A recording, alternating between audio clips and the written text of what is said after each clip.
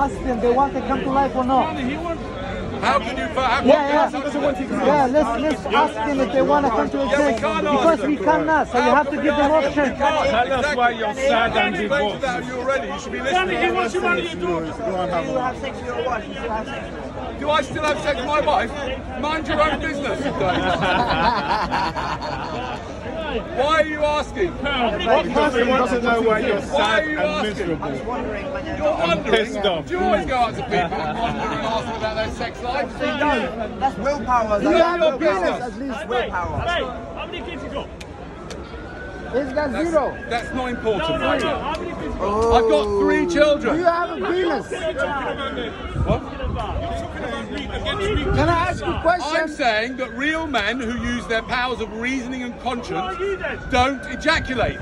I ejaculated. At that time, I was not a real man. Oh, now you are a real man. Yes, I You made have the a mistake. penis. I ejaculated. Yeah, that's what makes you a real man.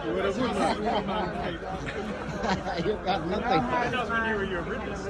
What's that? That was when you were your realist. Is it not? It's an instinct. Yes, it's an instinct, but there are lots of instincts that we overcome using up. Real men overcome their instinct. Yeah? Real men overcome their instinct. They control themselves. They might have an instinct to have lots of really crappy food. That's instinct as well. But we say, no, I'm not going to do that. That's a real man. Someone that uses their powers of reasoning and morality before they make decisions. Same thing with eating meat. Real men don't eat meat. They control themselves from their addictions. They control themselves. They know how to stop themselves. That's a real man. And real men don't ejaculate. But that's not And fair. they are then no longer a threat to the women. That is not fair. If they love to think about it, how mad that your brainwashing has been. This time of COVID is the time to question everything. Everything. And your brainwashing has been, as has mine until 3 years ago, that if you love each other, the next thing you do is have a child. That is absolutely ridiculous. I'm looking at these women here, for example. I wouldn't wish on them to get pregnant and fat and to look after a child for the rest of their lives. If I love them and take care of them, I try and prevent that from happening to them. If you can look after a child, what child doesn't want to exist if they're having a good life? Before they even exist, what child will go against it?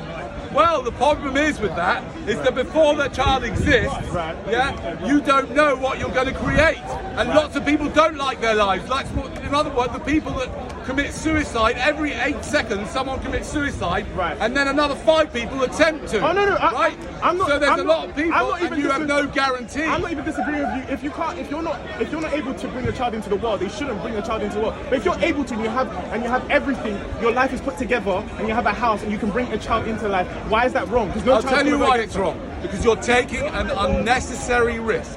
My ethics are based on one thing, which is that the highest form of compassion, the highest form of service to man is the prevention of unnecessary suffering, and prevention of unnecessary harm. Even if you've got all of those, which 99.99% of people do not have.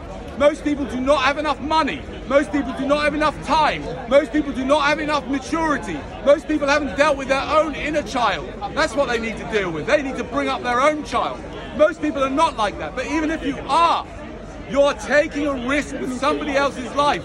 And there's no way you can control it because they could be born with disorders. If you knew they could be born with disorders. What's you have 3 kids, right? Yes. You're a fucking hypocrite then. How can you have 3 kids? Yes, I am. Ladies and gentlemen, I am a hypocrite, although I'm also, if you worked out from my shirt, I also am an ex-serial killer, right? Well, I'm a serial killer because of me, thousands of beautiful sentient beings like your dog, they weren't actually dogs, but they happened to be different sentient beings like cows and chickens, they all had to die. Not only that, not only am I an ex-serial killer, I'm also an ex-serial rapist.